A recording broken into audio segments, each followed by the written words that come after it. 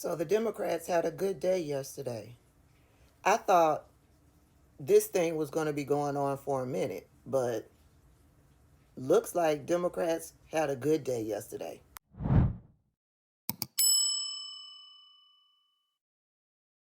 So if you haven't heard, the bill in regards to releasing the Jeffrey Epstein files passed the House, and then Chuck Schumer did some type of political move. It went on to the Senate, and it was voted on and passed unanimously in the Senate. I don't know what type of political maneuver he did, but Chuck Schumer came through.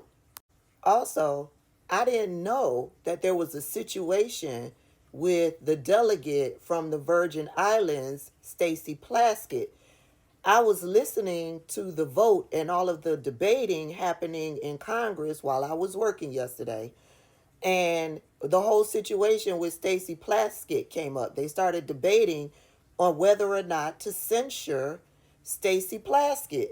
And I was like, well, what did my girl Stacey Plaskett do? I remember Stacey from one of Donald Trump's impeachment hearings.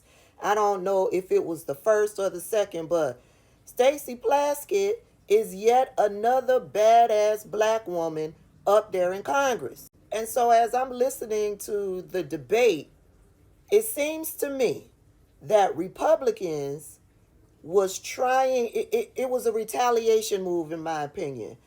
They were trying to censure Stacey Plaskett, get her removed from all of her committee assignments because she was receiving text messages from Jeffrey Epstein during that hearing with Michael Cohen regarding Donald Trump. I can't even remember what hearing that was, but it was a hearing with Michael Cohen regarding Donald Trump. I don't know if it was in relation to Jeffrey Epstein, but yeah, this had to have been during the first Donald Trump presidency because Jeffrey Epstein was still alive and he was sending text messages to Stacey Plaskett.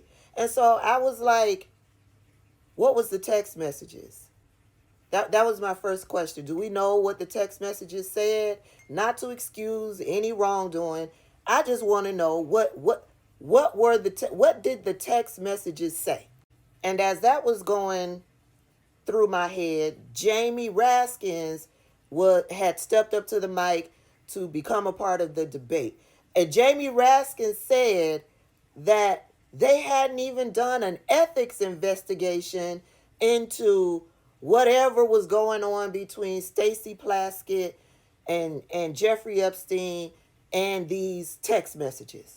And I was like, they ain't even do an investigation to establish any real wrongdoing, but they want to censure Stacey Plaskett. And then that representative who brought up the censure talked about Stacey Plaskett taking money from Jeffrey Epstein. I was like, oh, why was she taking money from Jeffrey Epstein? The way he presented it as some wrongdoing, a payoff, a bribe of some sort. And then my girl Jasmine Crockett stepped up to the mic to enter into this debate, and she talked about all of these other politicians who have been known to take money from Jeffrey Epstein. I said, oh, so this was like a campaign donation? Child. I was like, yep. This is a retaliation move. This is to drag down or make a Democrat look bad because this bill has passed the House.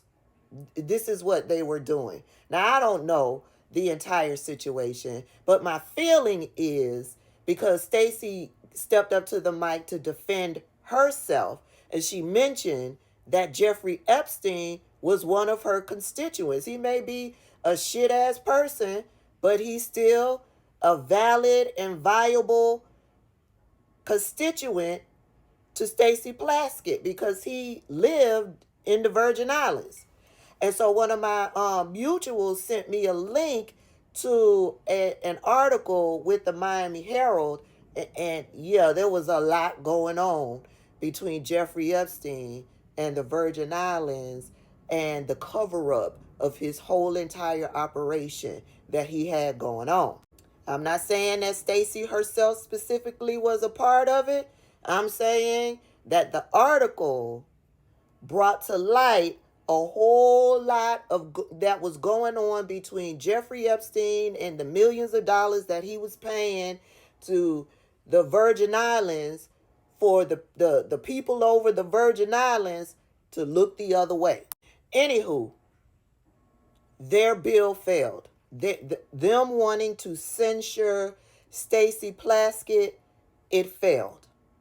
She has not been censured. She has not been removed from her committee assignments. So like I said, the bill passed the House, it passed the Senate, and now it's going on to Donald Trump's desk. Well, it goes back to the House, and we're going to see how long Mike Johnson holds on to this bill before he sends it over to Donald Trump's desk for signature. And then we're going to see how long, once it gets over to Donald Trump's desk for signature, we're going to see what type of games Donald Trump is going to play. I'm shocked that it passed the Senate. So whatever political maneuver Chuck Schumer did, I'm going to give him his props. Kudos to Chuck Schumer. Now we see what happens next.